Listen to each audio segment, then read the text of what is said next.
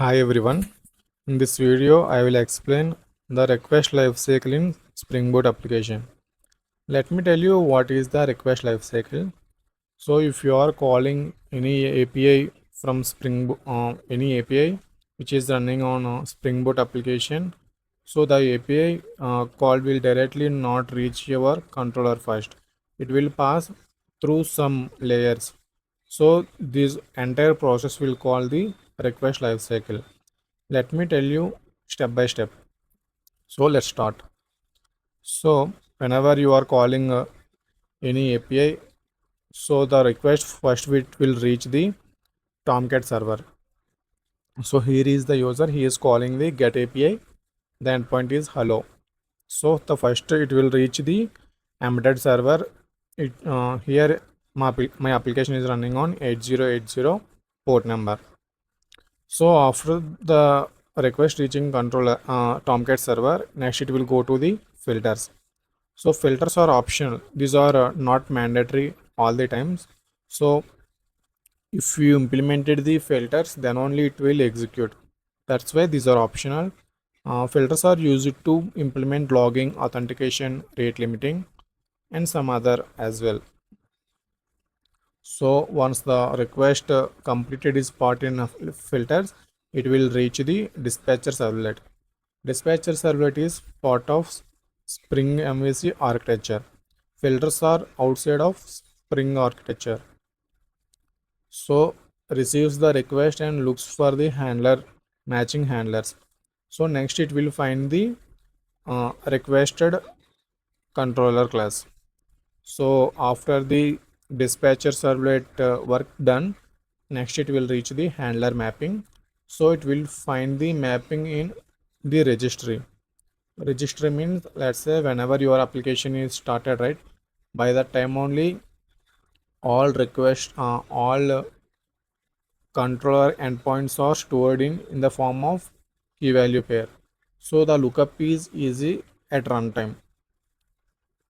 So after that, interceptors will execute. Interceptors are optional until if you are not implementing, these interceptors will not execute.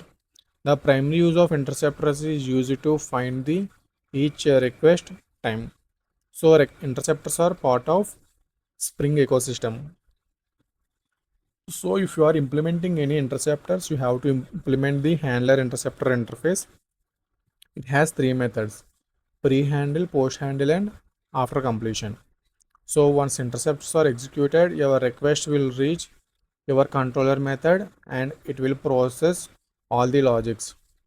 After processing your logics, it will execute the interceptors. After, if in interceptors, it will execute post handle. So after the controller layer controller method completed. So here after completion method will execute after view is rendered. So the next one is view and response processing. Prepare and write the response. After it will go to the filters.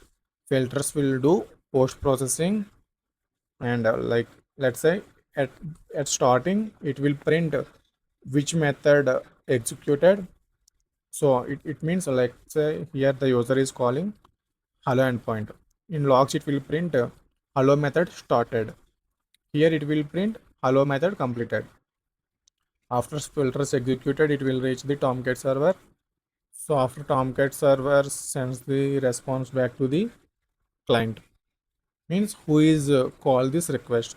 By the end, the user will see the response. So let me show you the each step, what is use of each layer. So first the request was reaching the Tomcat server. So the Tomcat server receives the request on its default port. Default port, I mentioned, it's an optional. Here you can change your port number as well in Spring Boot app. So it forwards the request to the dispatcher servlet, the front controller in Spring Boot MVC architecture. So next it will reach the dispatcher servlet and map request to the methods. So the dispatcher servlet is central to request handling. So whatever request you are calling, every request it pass through dispatcher servlet. So it maps URLs to the specific controller methods and coordinates the flow between other components. Components means next it will go to the handler mapper, it will go to the um, interceptors. These are called components. During the application startup time, Spring Boot scans all controllers which are annotated with at the rate of controller or at the rate of rest controller. In Spring, when we see, we will use at the rate of controller. In Spring Boot, we will use at the rate of rest controller for mapping the requests. So these mappings are stored in handler mapping registry at runtime. It means when the application was started. So whenever at runtime the request is the when the user is calling any API, it will directly go to the handler mapping, and from there it will take the it will find the controller which the user is calling and which will start executing. So to improve the performance, they are storing the request by the time of application started.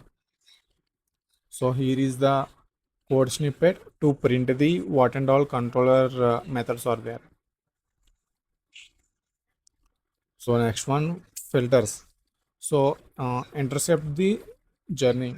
So these filters are primarily used whenever you are implementing securities. So like JWT session and all. So before the request reaches the final destination, it means the controller, it must pass through the filters. Think of filters as checkpoints that validate, modify, or track the request. The primary job of filters is authentication. So validating user tokens. So the second one, rate limiting. Preventing abscess by limiting the request. Let's say someone is calling endpoint so many times within this second.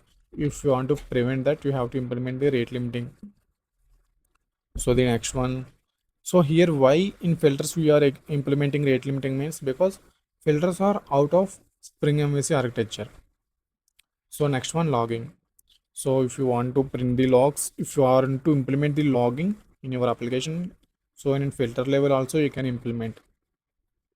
So here is the code snippet for implementation of filters in your Spring Boot app. So you have to extend the abstract class of once per request. So here you have to implement the do filter internal method. So you can write here your custom logic. So here if you want to implement a JWT implementation, you can do here instead of this method. So once the filters got executed, next let's say here interceptors. So interceptors are part of Spring MVC ecosystem and work with dispatcher servlet context. They allowed you to hook into three key stages of requests. So I told before the primary use of this um, interceptors mainly to find the timeout of your endpoints. Not only this, there are some other as well. So if you want to implement interceptors, you have to implement handler interceptor interface. It has three methods. One is pre-handle. So it will execute the executes before the controller method invoked. If you are this will execute, let's say here I'm calling hello endpoint, right? So that hello method before executing, this interceptors will execute. So post handle executes the controller method, returns a response, but before the view is rendered. Once the your controller execution done, this post handle method will execute. The next method after completion, executed after the entire request is completed, including rendering the view as well. So the example of use of interceptors is tracking the request timing within a interceptors. If you want to implement the interceptor, here is the code snippet. Just implement the handler interceptor interface, and you have to implement these three methods. So if you see here, I implemented the request timeout. So I will tell one example use of filters in real time, what I did in my project. So sometimes your values will pass as encrypted values in URLs. Let's say, let me show you here only. So here we have a get a hello endpoint, right? Sometimes if you are doing any endpoint in URLs, you will pass encrypted values, but those encrypted values you directly cannot use in your controller. It should be in human readable format. So if you want to decrypt the values, you can implement in filters. That is one real-time use case. So if you know any other use case, please let me know in the comments. Thanks for watching this video.